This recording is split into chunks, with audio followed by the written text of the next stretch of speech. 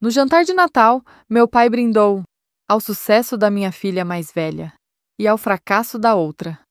Ele disse isso rindo, com a taça na mão, com orgulho nos olhos, com todos olhando. Ele brindou e me matou por dentro. Eu não chorei, não gritei, não pedi respeito.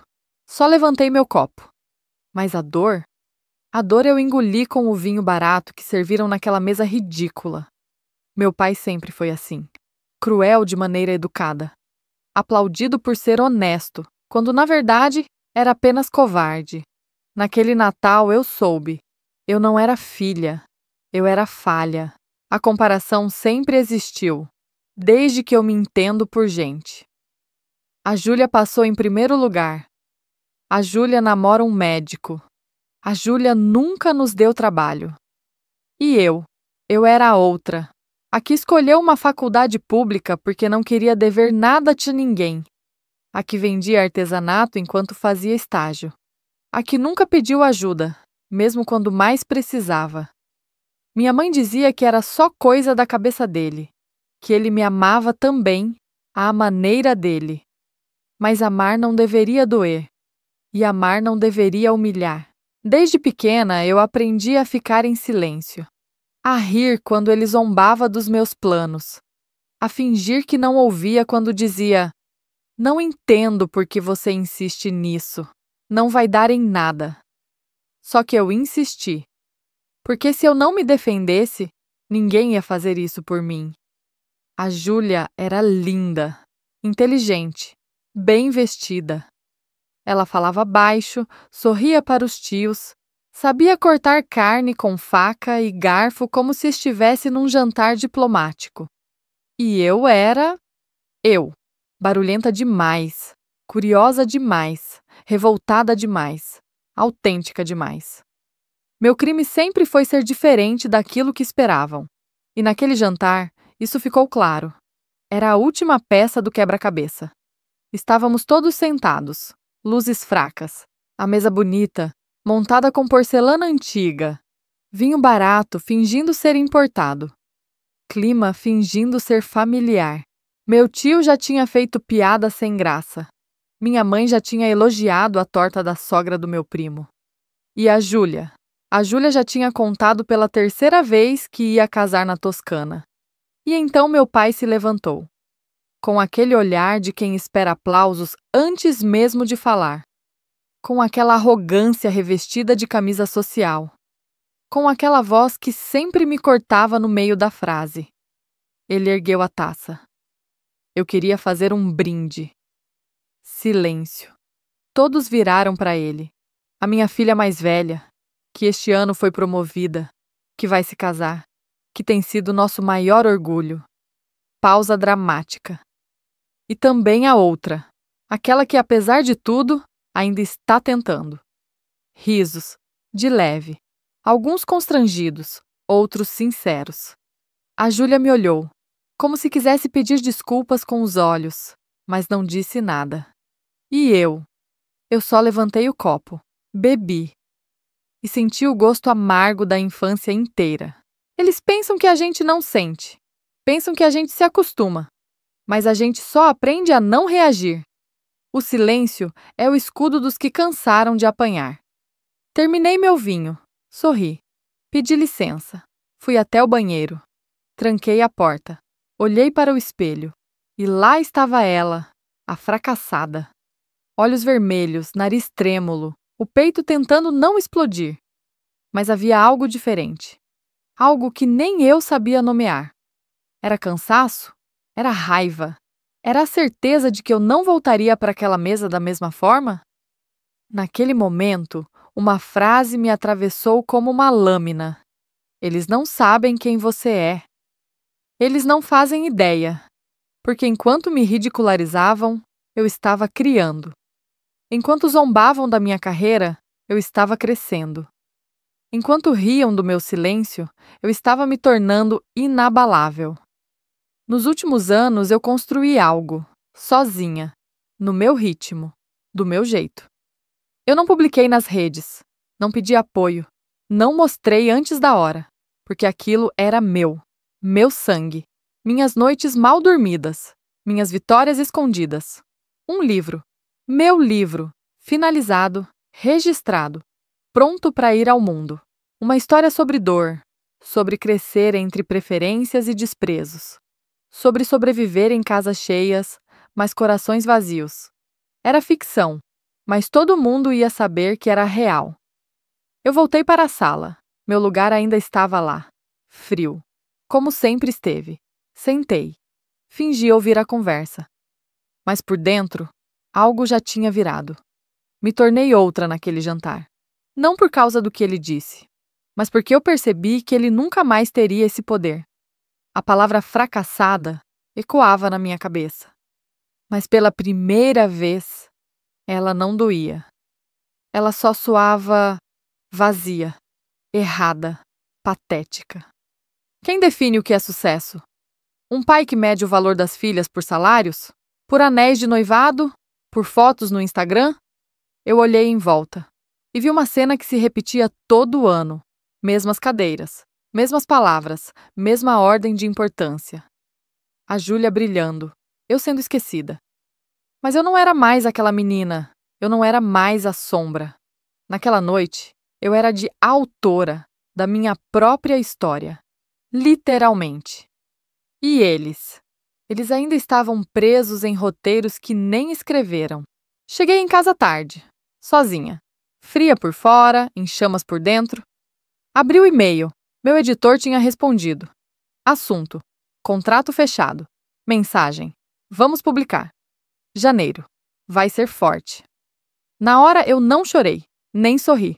Só encostei a cabeça na parede e respirei fundo. Fracassada. Foi isso que ele disse. Fracassada. Eu queria que ele visse, mas ao mesmo tempo não precisava. Porque agora eu sabia. Sucesso não é o que eles veem, é o que ninguém pode tirar de você. E isso eles nunca vão entender. Ele nem desconfiava.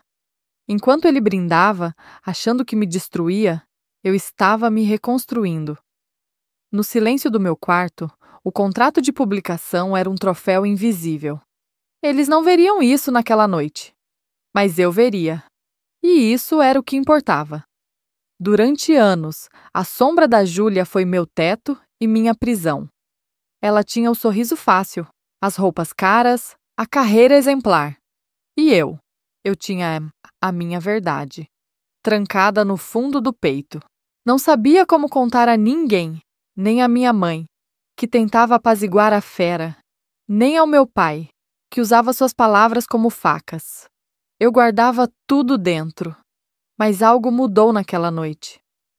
Não era só o livro que tinha terminado, era o meu silêncio.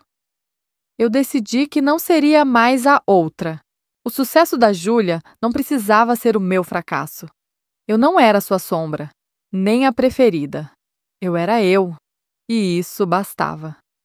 Na manhã seguinte, o sol entrou pela janela do meu pequeno apartamento, iluminando as páginas do meu livro. O livro que ninguém sabia que existia.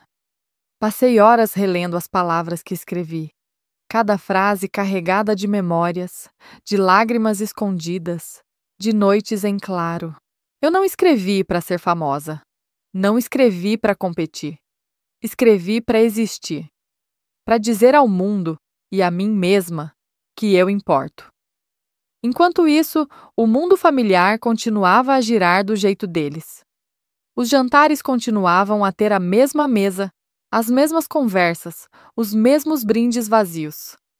Meu pai continuava a celebrar a Júlia. Mas agora eu tinha algo para celebrar também. Não era um anel, não era uma promoção. Era o poder de contar minha própria história. No mês seguinte, o livro foi lançado. Discreto no começo. Mas ganhou força. Pessoas começaram a ler, a se identificar, a compartilhar. E com isso, minha voz começou a crescer. Minha mãe me ligava, emocionada. Me dizia que se orgulhava, que sempre acreditou em mim. Minha irmã, ela não falou nada. O que me doeu de verdade. Porque ela foi criada para ser a filha perfeita. E eu? Eu era a filha que ousou desafiar o roteiro. Não vou mentir, a sensação de poder era doce. Mais doce que o vinho daquele Natal. Mas também havia medo. Medo do julgamento. Medo da rejeição. Porque eu sabia que, para muitos, eu ainda era a fracassada. Eu li comentários cruéis nas redes. Pessoas que não conheciam minha história, mas julgavam minha vida. Isso dói. Dói mais do que as palavras do meu pai. Mas eu aprendi a transformar essa dor em combustível. Cada crítica, cada risada por trás das costas, cada olhar de pena virou um tijolo na construção da minha nova vida. E então, veio o convite inesperado. Um programa de rádio queria me entrevistar. Eles tinham ouvido falar do livro. Queriam que eu contasse a minha verdade. Eu hesitei, mas aceitei. No dia da entrevista, sentei diante do microfone. O silêncio era intenso. E eu respirei fundo. Comecei a contar tudo. A infância, a rejeição, o jantar de Natal, o brinde humilhante. Falei sobre a solidão que sentia mesmo cercada por pessoas. Sobre a força que descobri no silêncio. E a reação foi imediata. Mensagens de apoio inundaram meu celular. Pessoas que se identificaram com a minha história, que estavam cansadas de ser a outra. Eu não estava sozinha. Naquele momento, entendi que minha dor tinha se transformado em propósito. Mas a parte mais surpreendente ainda estava por vir. Algumas semanas depois, recebi uma ligação inesperada. Era meu pai. A voz dele estava diferente, mais baixa, mais hesitante. Ele queria falar. Eu quase desliguei. Mas algo me segurou. Ele pediu desculpas. Disse que estava orgulhoso de mim, que não sabia como demonstrar, que tinha medo de perder o controle. Fiquei em silêncio. Não porque estivesse emocionada, mas porque sabia que aquela conversa era o começo de algo. Não da aprovação dele, mas do meu próprio perdão. Perdão por esperar que um homem incapaz de amar do jeito certo me aceitasse. Perdão por ter permitido que suas palavras definissem quem eu era. Eu cresci. Eu venci. E mesmo que ele nunca entenda isso, eu me libertei. Agora, quando olho para aquela mesa de Natal, vejo além das palavras. Vejo uma filha que sobreviveu, que virou autora, que encontrou sua voz. E não é a voz que eles queriam ouvir. É a voz que eu precisava ouvir. E essa voz não vai mais se calar. Eu não respondi na hora. Fiquei olhando para o telefone. A voz dele ainda ecoava na minha cabeça. Estou orgulhoso de você. Eu não sei se era verdade, mas aquela frase tinha o peso de 1000 palavras não ditas. Era um convite, talvez, para uma conversa que nunca tivemos. Passei noites pensando se valia a pena. Se valia a pena perdoar. Se valia a pena voltar. Mas o que descobri é que o perdão não é para eles. É para a gente. Para a gente se libertar. Eu decidi que não precisava mais ser vítima do passado. Que não precisava mais carregar a sombra dele. Que eu era muito mais do que a filha fracassada. No próximo Natal, a mesa estava diferente. Eu voltei para a casa dos meus pais. Mas não para buscar aprovação. Voltei para ser eu. Para mostrar que o poder estava em mim o tempo todo. Quando entrei, não havia olhares de julgamento. Havia surpresa. Havia respeito. A Júlia me cumprimentou com um sorriso tímido. Minha mãe segurou minha mão. E meu pai, ele não fez nenhum brinde. Só me olhou nos olhos. E eu sorri. Porque sabia que aquele era o meu momento. O momento em que deixei de ser a sombra, para ser luz. Eu aprendi que o sucesso não é um troféu, não é um título, é um sentimento.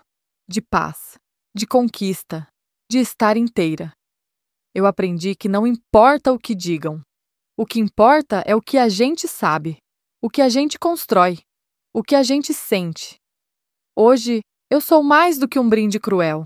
Sou uma mulher que luta, que escreve, que vence.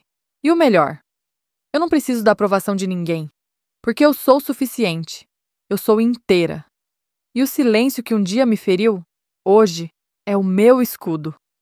Eu levanto meu copo, mas agora é para mim, para minha história, para minha verdade, para a filha que nunca foi a outra, porque eu sou a protagonista. E esta é a minha vitória.